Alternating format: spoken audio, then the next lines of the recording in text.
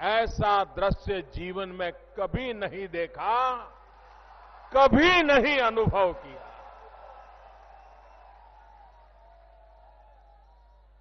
भाइयों बहनों, आपने कमाल कर दी है।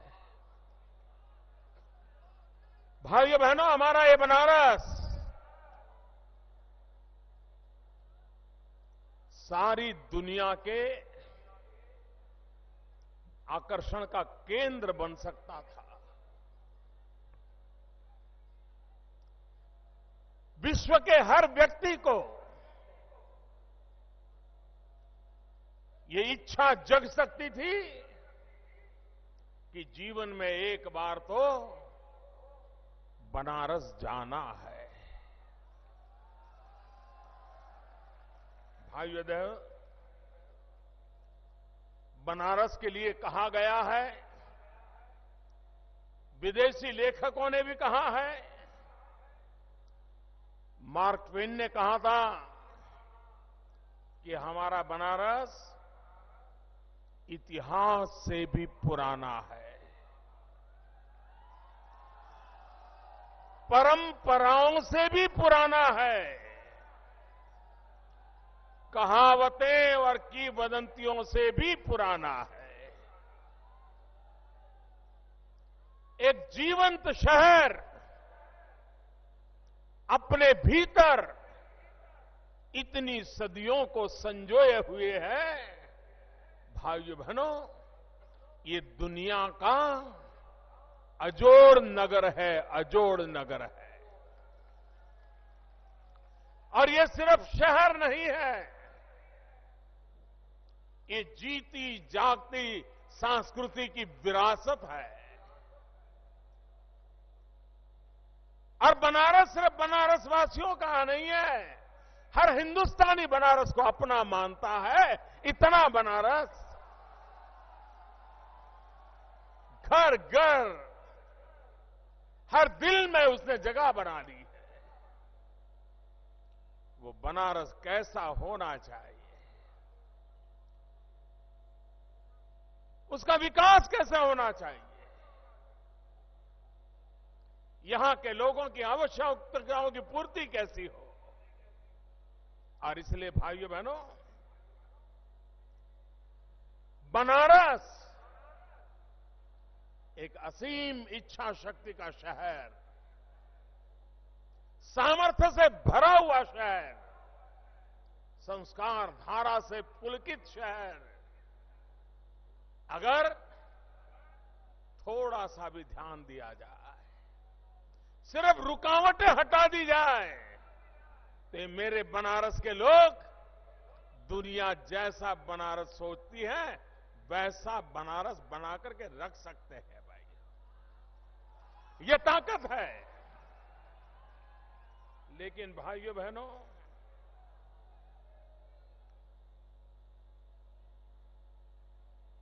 इतनी सरकारें आई और गई, ज्यादा से ज्यादा उन्होंने चुनाव को ध्यान में रखते हुए छोटे मोटे कामों की तरफ नजर रखी। बनारस को छुटपुट काम करने से नहीं चलेगा, इसका पूरा कायाकल्प करने की जरूरत है। बनारस की आत्मा बनी रहे और सुविधाएं आधुनिक बनती चले, ऐसा बनारस बनाने का मेरा सपना है।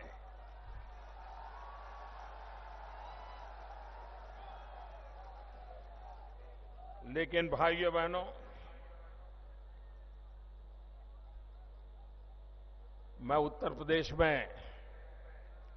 जब से घूम रहा हूं, खास करके सांसद बनने के बाद, और हमारे एमपी लोग भी मिलने आते हैं तो वो भी कहते हैं, और बड़ी मजेदार बात करने की उनकी शैली होती है। अरे बोले साहब, उत्तर प्रदेश का आपको कहां पता है? मैंने कहा बताइए। अरे हमारा तो उत्तर प्रदेश ऐसा है, यहां भी खुदा, वहां भी खुदा।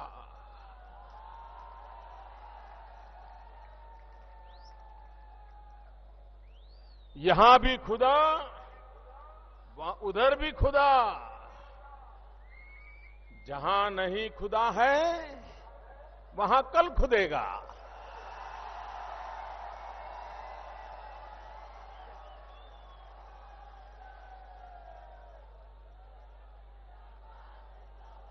अब ये हाल जिन्होंने बना के रखा है,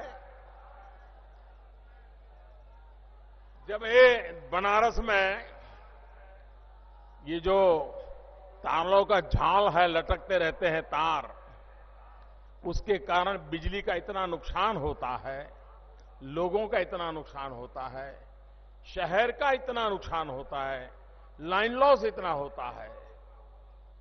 जब मैंने सब देखा तो मैंने पहली मीटिंग में कहा था ये मैं ठीक करूंगा। अब तक 100 किलोमीटर केबल में डाल चुका हूं, कुल 300 किलोमीटर डालना है। 1/3 काम हुआ है, अभी 2/3 बाकी है। लेकिन ये सरकार ऐसी है, उसको खुशी होनी चाहिए थी कि चलो भाई प्रधानमंत्री इतनी रुचि लेकर के, उनके सांसद के नाते ये केबल के लिए इतना पैसा दिल्ली से दे रहे हैं, इतना अच्छा काम हो रहा है। लेकिन केबल डालने के बाद वहां जो रोड ठीक करना चाहिए वो नहीं करते थे। कहीं मोदी को क्रेडिट मिल जाए तो। मैंने एक बार उनको कहा, मैंने कहा भाई आपका बिजली का 42% जो लाइन लॉस है वो बच जाता है, आपको मुनाफा हो रहा है, जरा रोड के गड्ढे तो ठीक कर दीजिए। भाइयों बहनों, सारा हिसाब किताब ये करने से वोट मिलेगा कि नहीं मिलेगा तो करना। भाइयों बहनों, हम लोगों का मंत्र है सबका साथ, सबका साथ। लेकिन सपा हो, बसपा हो, कांग्रेस हो, उन्होंने जो राजनीति का कल्चर पैदा किया है, परंपरा पैदा की है, इसलिए उनकी रगों में यही विचार दौड़ता है कि कुछ का साथ, कुछ का विकास। कुछ ही लोगों का साथ लेना, चुनाव जीतने के लिए जो झमेला काम आता है उतना ही संभालना, बाकी लोगों का जो होगा तो होगा, परवाह नहीं करना। भाइयों बहनों, लोकतंत्र में सबका साथ, सबका विकास दोनों अनिवार्य होते हैं। अगर साथ नहीं है तो भी नहीं चलता है, विकास में भेदभाव है तो भी नहीं चलता है। आप देखिए, पूरे हिंदुस्तान का मानचित्र, हिंदुस्तान का नक्शा अपनी नजर के सामने लाइए और आप देखेंगे कि हिंदुस्तान में दो सीधे सीधे फर्क नजर आते हैं। पश्चिम किनारा जो हिंदुस्तान का है, वहां की हालत, और पूर्वी हिंदुस्तान जो है वहां की हालत।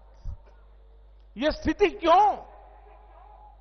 पश्चिम में आप देख लीजिए, हरियाणा हो, राजस्थान हो, गुजरात हो, महाराष्ट्र हो, गोवा हो, कर्नाटक हो, केरल हो, सभी राज्य कोई न कोई आर्थिक गतिविधि दिखती है, आर्थिक प्रगति दिखती है। लेकिन इधर हमारा पूर्वी भारत देखिए, पूर्वांचल देखे, पश्चिम बंगाल देखे, असम देखे, नागालैंड देखे, उड़ीसा देखे, सारा हिस्सा वहां जितना विकास होना चाहिए था नहीं हुआ। आप मुझे बताइए भाइयों, अगर ये असंतुलन रहेगा तो देश का भला होगा क्या? होगा क्या? इंसान का शरीर भी देख लीजिए, वजन ठीक हो, ऊंचाई ठीक हो, आंख कान नाक सब बहुत बढ़िया हो, लेकिन अगर एक हाथ लकवा मार गया हो तो उस शरीर को कोई तंदुरुस्त शरीर कहता है क्या? कहता है क्या? नहीं कहता है ना। भाइयों बहनों, इस तरह हमारी ये भारत माता, उसका एक अंग अगर विकसित नहीं हुआ है तो मेरी भारत माता विकसित नहीं मानी जाएगी। और इसलिए भाइयों बहनों, मेरा सपना है हमारे पूर्वी हिंदुस्तान को, हमारे पूर्वी उत्तर प्रदेश को, हमारे पूर्वांचल को विकास की उस ऊंचाई पे जितना हो सके उतना जल्दी लाना, ताकि वो पश्चिम की बराबरी में आकर के खड़ा हो जाए, फिर पूरा देश आगे बढ़ने लगे। ये मेरा सपना है। उत्तर प्रदेश को भी अगर पूर्वांचल का विकास सही ढंग से होगा तो उत्तर प्रदेश को भी विकास की यात्रा में हिंदुस्तान में नंबर 1 बनने में कभी देर नहीं लगेगी भाइयों। और इसलिए हम जितनी योजनाएं बना रहे हैं, उन सारी योजनाएं पूर्वी हिंदुस्तान को ताकत देने वाली।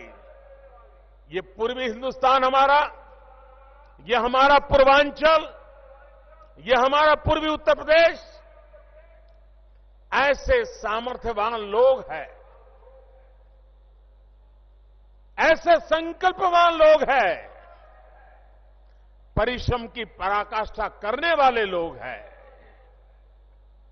यहां पर विपुल मात्रा में प्राकृतिक संपदा है, उपजाऊ भूमि है, औद्योगिक विकास के लिए संभावना है, टूरिज्म के लिए संभावना है, कृषि के लिए संभावना है, सेवा क्षेत्र के लिए संभावना है, सब कुछ है भाइयों बहनों। सिर्फ एक कमी है, सही सरकार नहीं है। अगर सही सरकार होती तो इतनी प्राकृतिक संपदा से भरा हुआ मेरा पूर्वांचल कितना आगे बढ़ जाता भाई। अब आप बताइए, एक वो जापानी बुखार पूरे पूर्वांचल के कितने बच्चों को मौत के घाट उतार चुका है जी।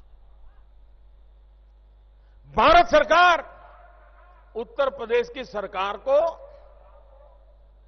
बीमार लोगों की सेवा करने के लिए पैसे देती है, लेकिन मुझे दुख के साथ कहना चाहिए कि भाइयों बहनों, सरकार जो पैसे दे रही है उसका उपयोग करने की भी इनमें हैसियत नहीं है। हां, एक तकलीफ जरूर है कि मैं हिसाब मांगता हूं, इतना ले गए, इतना हिसाब ले आओ और दूसरा ले जाओ।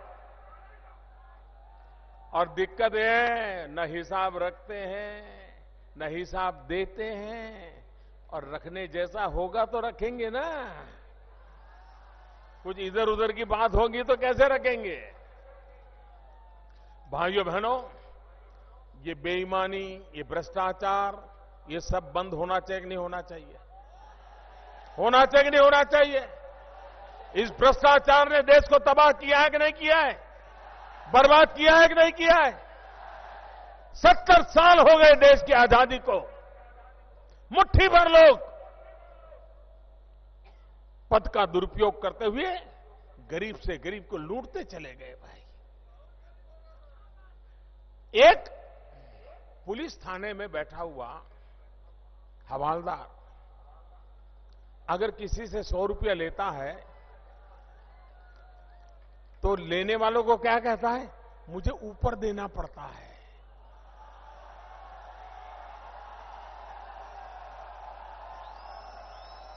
ये ऊपर है कौन भाई? ये कौन सा कारोबार चला है? ऊपर देना पड़ता है। ये जो ऊपर देना वाले हैं ना, अब ऊपर वाला ने हिसाब मांगना शुरू किया है।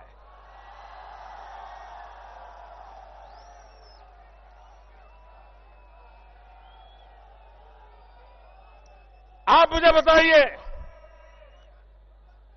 ये हमारे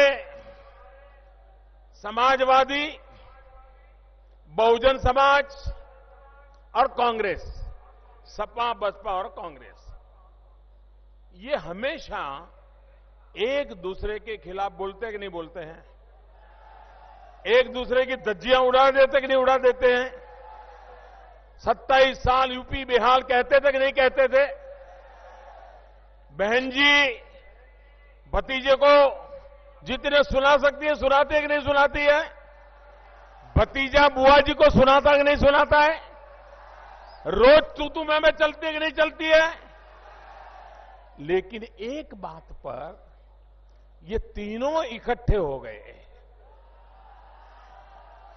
तीनों इकट्ठे हो गए जब 8 नवंबर रात को 8 बजे मोदी ने टीवी पर आकर के कहा, मेरे प्यारे देशवासियों,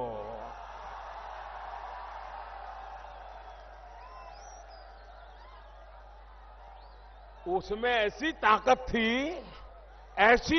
थी, ये सब इकट्ठे हो गए। भाइयों बहनों, सबकी नैया डूबने पर आई, इसलिए इकट्ठे हो गए। हर किसी का डूब रहा था। अंदर अंदर पूछते थे, तेरा कितना गया? यार कोई रास्ता बताओ। सारे देश में लोग रास्ता खोज रहे थे। भाइयों बहनों, 500 और 1000 का नोट बंद कर दिया। 70 साल तक जिन्होंने देश को लूटा है, उनको देश को लौटाना ही पड़ेगा। मेरे प्यारे देशवासियों, ये गरीब का है, गरीब को लौटाना पड़ेगा। ये तीनों इकट्ठे होकर के क्या कह रहे थे? बहन जी ने कहा, मुलायम सिंह जी ने कहा, मोदी जी बीच में एक 7-8 दिन दे देते। क्यों, क्या जरूरत थी भाई? एक मुद्दे पर सब इकट्ठे हो गए। भाइयों बहनों, देश की जनता एक तरफ और जिनके पैरों के नीचे पानी आया था वो दूसरी तरफ, ये देश ने देख लिया है। भाइयों बहनों, ईमानदारी के रास्ते पर कौन चलना चाहता है, बेईमानों को कौन बचाना चाहता है, ये देश ने दूध का दूध और पानी का पानी 8 नवंबर के बाद देख लिया है। भाइयों बहनों,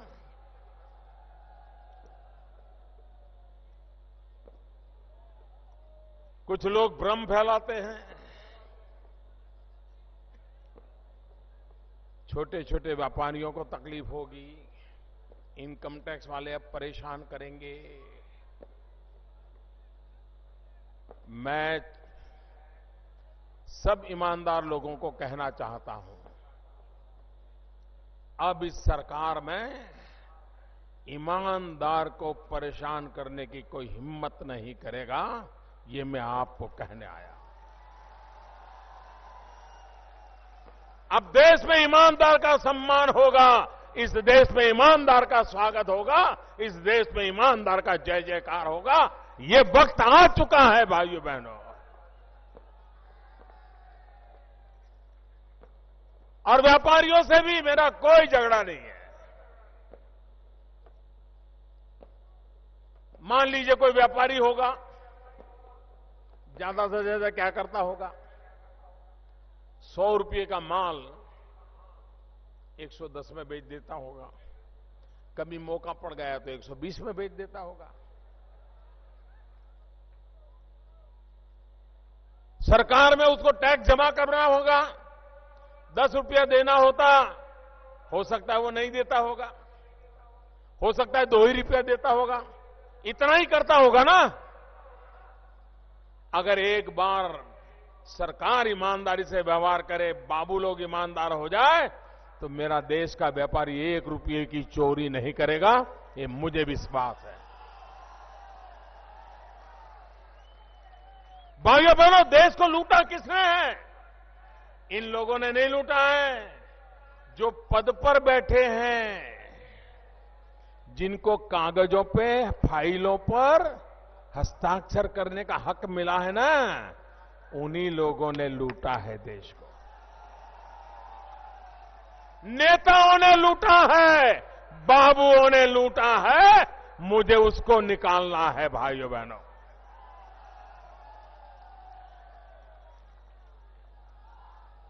और इसलिए छोटे लोगों को परेशानी नहीं होने दूंगा, लेकिन लुटेरों को नहीं छोड़ूंगा, ये पक्का है। और आप लोगों ने मुझे जो चलता था वैसा ही चलाने के लिए भेजा है क्या? वैसा ही चलाने के लिए भेजा है क्या? ठीक ठाक करने के लिए भेजा है कि नहीं भेजा है? अरे मां गंगा ने भेजा है तो कुछ दमदम के साथ भेजा है ना। और इसलिए भाइयों बहनों, इस धरती ने मुझे जो ताकत दी है, जिसमें ईमानदारी भरी पड़ी है, मैं उसे करके रहूंगा, मैं कहना चाहता हूं। 2014 में जब मैं यहां बनारस आया चुनाव लड़ने के लिए, आप में से लोग शायद मेरा नाम जानते होंगे, कभी टीवी पर चेहरा देखा होगा, लेकिन आप लोगों ने मुझे जो प्यार दिया, एक बार भी मैं चुनाव प्रचार नहीं कर पाया था, सिर्फ नामांकन भरने आया था, उसके बावजूद भी बनास के लोगों ने मुझे जितना प्यार दिया, मैं कभी भूल नहीं सकता भाई। और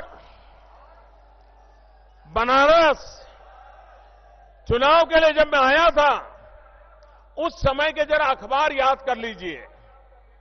2013, 2014, 2012 जरा अखबार देख लीजिए। अखबार में क्या आता था? अखबार में हेडलाइन आती थी, हर रोज हेडलाइन आती थी, आज कॉमनवेल्थ गेम का घोटाला, इतने गए, आज 2G का घोटाला, इतने रुपये गए, आज कोयले का घोटाला, इतने रुपये गए, आज पनडुब्बी का घोटाला, इतने रुपये गए, आज हेलीकॉप्टर का घोटाला, इतने रुपये कितने गए, यही आता था ना। कोई कहता था 1 लाख करोड़, कोई कहता था 2 लाख करोड़, कोई कहता था 3 लाख करोड़, रोज खबर आती थी, गए गए गए। आज मोदी को लोग क्या पूछते हैं? मोदी को लोग पूछते हैं, मोदी जी अरे ये तो बताओ कितने आए?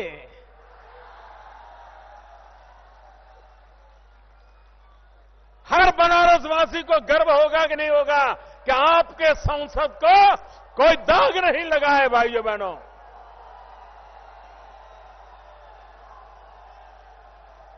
और लोग हिसाब मांगते थे, मांग रहे, मोदी जी गया वो जमाना जब जाता ही जाता था, अब आप आए हैं, अरे जरा बताओ कितना वापस आया।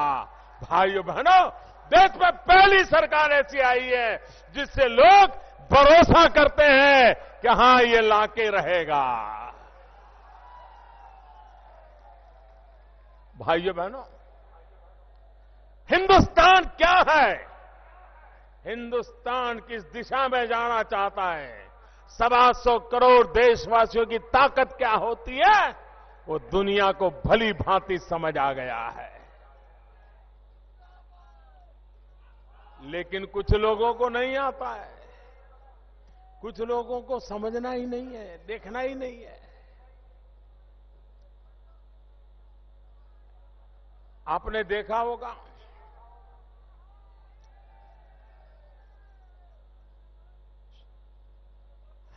जीव जिसका है, मनुष्य का जो जीव है, तो कुछ समय के बाद आंखों में मोती बिंदु आ जाते हैं, मोतियाबिंद, मोतियाबिंद बोलते हैं ना, है, आंख में मोतियाबिंद हो जाता है। जब आंख में मोतियाबिंद हो जाता है ना, तो फिर दिखने में तकलीफ हो जाती है। तो मोतियाबिंद का ऑपरेशन करना पड़ता है कि नहीं करना पड़ता है? कुछ राजनेता ऐसे हैं, उनको भी मतबिंद लग जाता है, मतबिंद, वोटबिंद, वोटबिंद। ये उनको जब तक दिमाग में से वोट और मत नहीं खिसकता है, तब तक उनको नजर नहीं आता है। और इसलिए भाइयों बहनों, अब देखिए, जब सर्जिकल स्ट्राइक हुई, मेरे काशी वासियों ने, जब हमारे देश के फौजियों ने सर्जिकल स्ट्राइक की, सीमा पार जाकर के दिन में तारे दिखा दिए।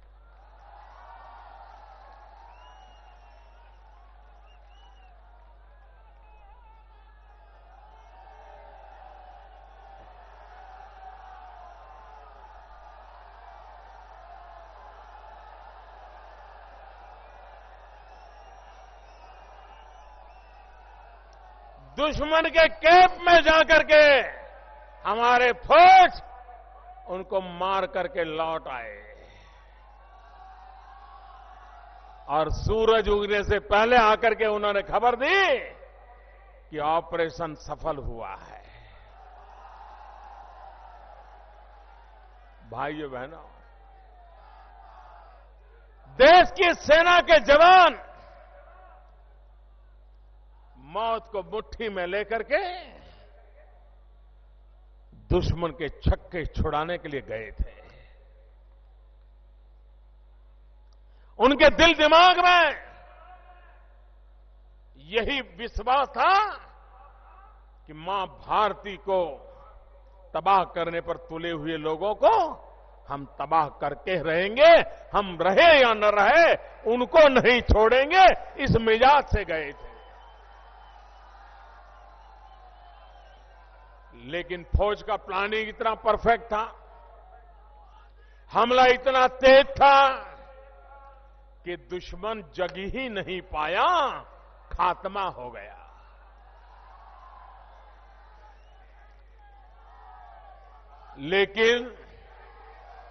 लेकिन देश का दुर्भाग्य देखिए, हमारे देश में ऐसी राजनीतिक पार्टियां, ऐसे राजनीतिक दल, वो कह रहे थे, मोदी जी सबूत तो दो। फौज ने सर्जिकल स्ट्राइक किया है और मेरे देश में सत्ता गंवाए हुए लोग, सिर्फ राजनीति में डूबे हुए लोग, 24 घंटे विरोधवाद चलाने वाले लोग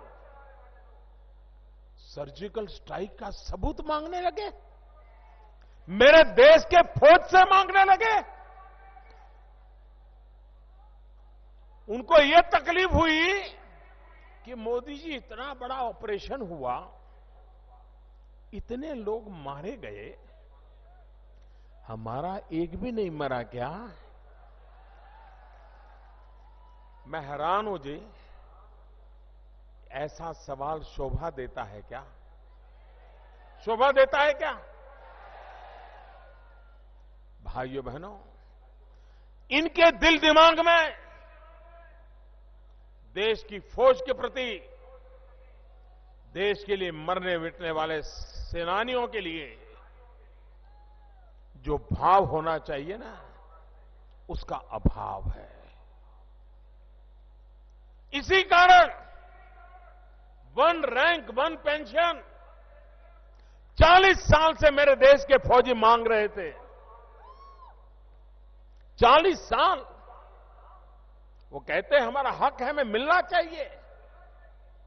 और हर चुनाव में हर दल गोलमोल बोलते रहते थे। अब आपने मुझे प्रधानमंत्री बना दिया। हमने कहा मैं ये फौजियों की सेवा करूंगा। मैंने काम हाथ में लिया। मेरा इरादा था सरकार बनने के 6 महीने के भीतर भीतर कर लूं। लेकिन जब अंदर उतरा तो पता चला कि सरकार के पास कोई रिकॉर्ड नहीं है, कितने लोग रिटायर्ड हैं, कहां है, रजिस्टर क्या है, सब बिखरा पड़ा था। कोई इधर पड़ा था, कोई उधर पड़ा था, ऐसा ही था। मैंने कहा पहले इकट्ठा करो साहब। और कांग्रेस वालों ने कहा था कि 1 रैंक 1 पेंशन में हम 500 करोड़ रुपए देंगे। तो मुझे भी लगता था कि चलो भाई 500 करोड़ है तो 700, 800, 1000 करोड़ होगा, कितना होगा। जब मैं हिसाब लगाने बैठा तो मामला 12,000 करोड़ पर पहुंचा। 12,000 करोड़। इसका मतलब यह हुआ कि कांग्रेस सरकार को कभी भी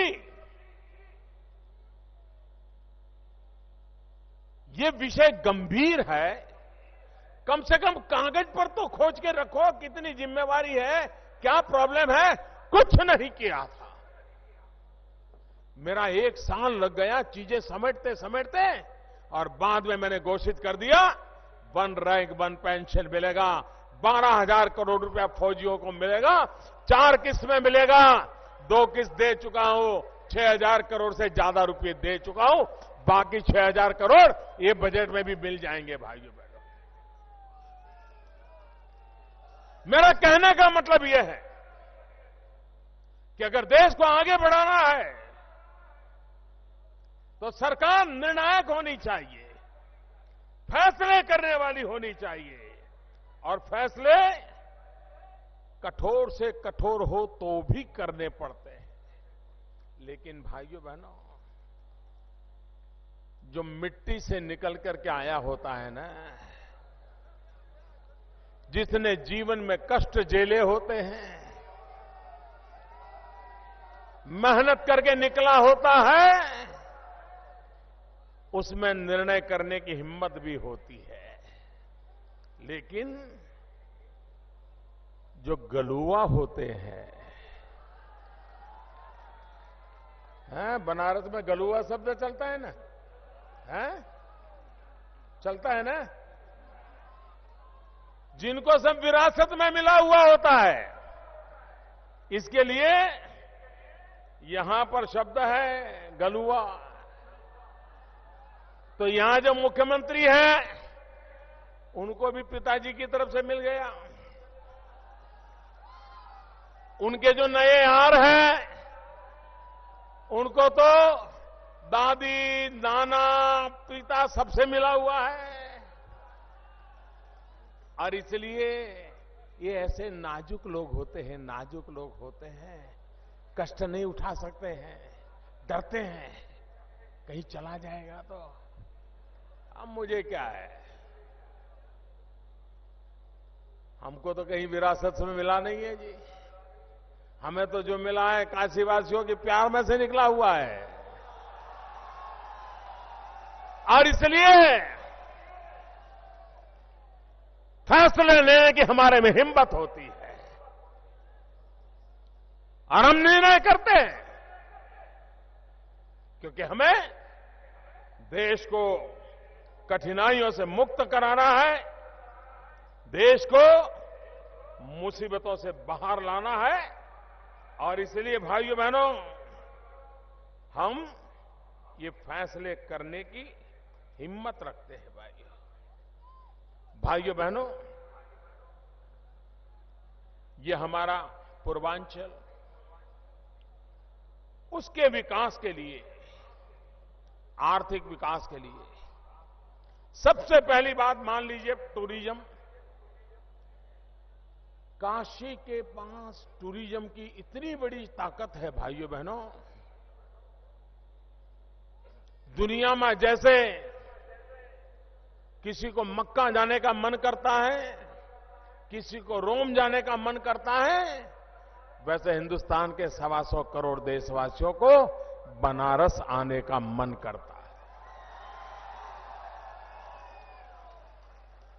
और ये स्थिति मुझे लानी है भाइयों बहनों, और इसलिए यहां के रास्ते अच्छे हो, यहां एकदम साफ सफाई हो,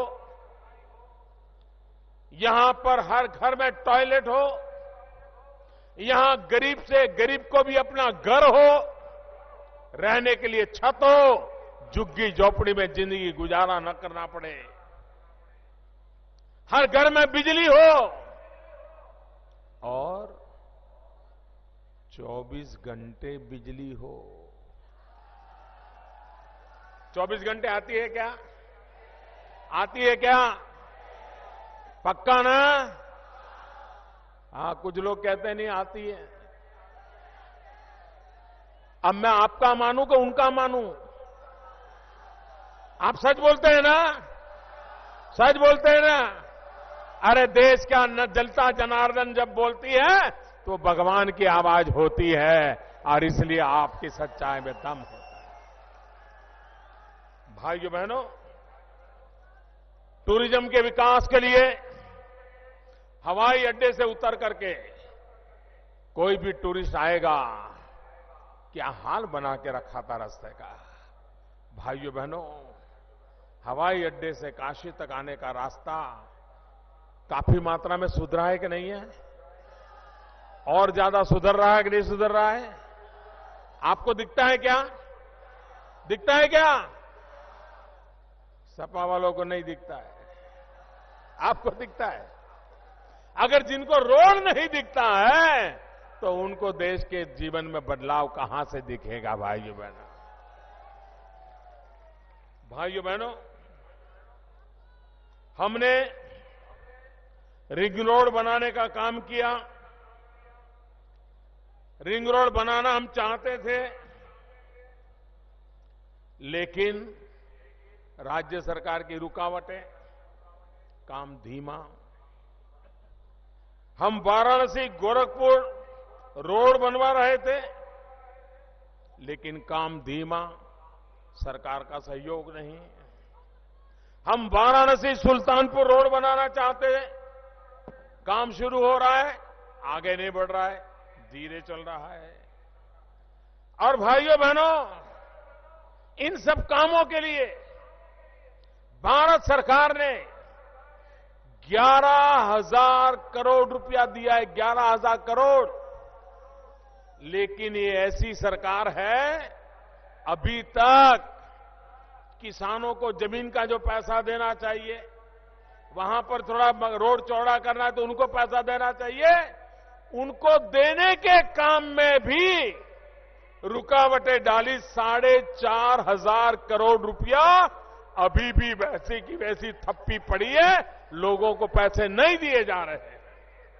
भाइयों बहनों, गंगा घाट का काम हो, सफाई का काम हो, बिजली के तार को अंडरग्राउंड करने का काम हो, ये सारी चीजें टूरिज्म को बढ़ावा देने वाली, और टूरिज्म से रोजगार मिलने वाला है। कोई बड़ा उद्योग लगाने के लिए जितना पैसा लगाते हैं, उससे जितने लोगों को रोजगार मिलता है, उससे अनेक गुना ज्यादा रोजगार टूरिज्म में मिलता है। और गरीब से गरीब टूरिज्म से कमाता है। यात्री जब आते हैं तो फूल बेचने वाला भी कमाएगा, नाव वाला भी कमाएगा, रिक्शा वाला भी कमाएगा, बिस्किट बेचने वाला कमाएगा, प्रसाद बेचने वाला कमाएगा, पूजा पाठ का सामान बेचने वाला कमाएगा, छोटे छोटे गेस्ट हाउस लोग करके लेके बैठे होंगे वो लोग कमाएंगे, चाय बेचने वाला भी कमाएगा। भाइयों बहनों, हम टूरिज्म को बढ़ावा देना चाहते हैं। दूसरी बात है, यहां क्वालिटी ऑफ लाइफ में चेंज आना चाहिए। हर घर में शौचालय बनना चाहिए। भाइयों बहनों, हमने योजना बनाई है 2022 तक हिंदुस्तान में कोई परिवार ऐसा न हो जिसके पास रहने के लिए अपना घर न हो, गरीब से गरीब को भी रहने के लिए घर मिलना चाहिए कि नहीं मिलना चाहिए? इतना काम तो सरकार ने करना चाहिए कि नहीं करना चाहिए? और घर ऐसा हो जिसमें पानी भी आता होना कि नहीं होना? घर ऐसा हो जिसमें बिजली भी हो या ना हो? घर ऐसा हो जहां नजदीक में बच्चों के लिए स्कूल हो कि ना हो? ऐसा हम काम करना चाहते हैं। हमने उत्तर प्रदेश सरकार को कहा कि आपके यहां शहरों में 30 लाख परिवारों को घर की जरूरत है, घर नहीं है। भारत सरकार पैसा देने को तैयार है। आप हमें लिस्ट बना करके दे दीजिए, अर्जियां दे दीजिए। हमारे शहरी विकास मंत्री को बार बार चिट्ठी लिखनी पड़ी, सचिव को चिट्ठी लिखनी पड़ी, लेकिन ये ऐसी सोई पड़ी सरकार थी, ऐसी सोई पड़ी सरकार थी। कौन गरीब है जिसको घर नहीं है?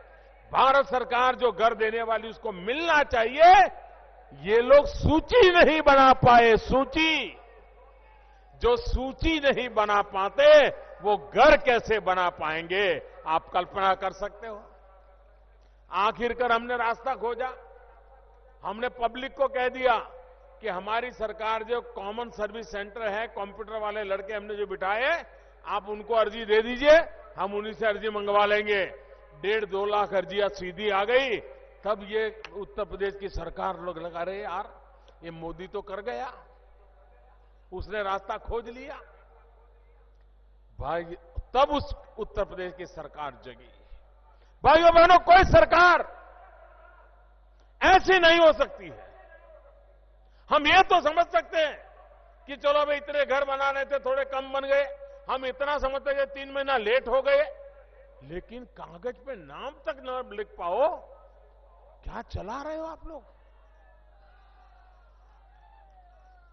भाइयों बहनों, हम चाहते हैं हर घर में 24 घंटे बिजली मिलनी चाहिए।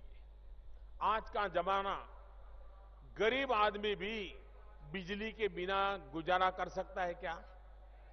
कर सकता है क्या? बिजली चाहिए कि नहीं चाहिए?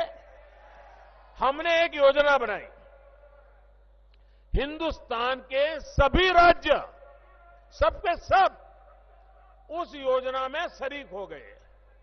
भारत सरकार के साथ उन्होंने एमओयू कर लिया। पैसे भारत सरकार दे रही है, कैसे करना, क्या करना, भारत सरकार दे रही है। एक अकेला उत्तर प्रदेश, सपा सरकार पर मेरा गंभीर आरोप है, उन्होंने इस योजना का लाभ लेने से मना कर दिया। कोई ऐसा सोच नहीं सकता है भाइयों। कितना फायदा होने वाला था उत्तर प्रदेश को। बिजली सरकार दिल्ली से दे रही है, पैसे दिल्ली सरकार दे रही है, लेकिन वे इस योजना से जुड़ना नहीं चाहते। क्या कारण है कि वे उत्तर प्रदेश के लोगों को अंधेरे में जीने के लिए मजबूर करना चाहते हैं? भाइयों बहनों, ये हमारा पूर्वांचल औद्योगिक विकास की संभावनाएं हैं। हमने तय किया, गुजरात से हम पाइपलाइन डाल रहे हैं, यहां तक पाइपलाइन आएगी जिसमें एलपीजी गैस आएगा पाइपलाइन में, और यहां घर में भी नल से गैस मिलेगा, गैस सिलेंडर की जरूरत नहीं पड़ेगी। और इतना ही नहीं, गैस के आधार पर कारखाने भी चलेंगे, गैस के आधार पर आपकी गाड़ियां चलेगी, पर्यावरण नहीं होगा, खर्चा कम होगा। बनारस की शकल सूरत बदलेगी कि नहीं बदलेगी? 3000 किलोमीटर लंबी पाइपलाइन लगा रहे हैं गुजरात से यहां तक, हजारों करोड़ रुपया खर्च कर रहे हैं, मेरे बनारस वालों के लिए कर रहे हैं। भाइयों बहनों, विकास करना है इसलिए कर रहे हैं। और इसलिए भाइयों बहनों, हमने पूर्वांचल में गोरखपुर का फर्टिलाइजर का कारखाना, एम्स की रचना, ट्रॉमा सेंटर की रचना, कैंसर सेंटर की रचना, एक के बाद एक पूर्वांचल में अब कोई बीमार हो तो उसे लखनऊ या दिल्ली दौड़ना न पड़े, उसको नजदीक में ही बीमार को व्यवस्था मिल जाए। एक के बाद एक कदम उठा रहे हैं भाइयों, और इसका परिणाम आपको नजर आने वाला है। भाइयों बहनों, मेरे मन में साफ है, इस पूरे पूर्वांचल का विकास कैसे करना, इसका चित्र मेरे मन में साफ है। रेल का कनेक्टिविटी बढ़ा रहे हैं, रेल की लाइन बढ़ा रहे हैं, रेल का नेटवर्क ऐसा बनाना चाहते हैं कि उद्योग धंधों वालों को भी यहां आना है तो उनको लगेगा कि उनका जो यहां माल बनेगा तुरंत पहुंचाया जाएगा, सस्ते में पहुंचाया जाएगा, वो यहां आने के लिए तैयार हो जाएंगे। काशी बनारसी साड़ी, यहां का मेरा बुनकर भाई, दुनिया में हमारे हस्तकरघा चीजों का आज मार्केट खड़ा हो सकता है भाई।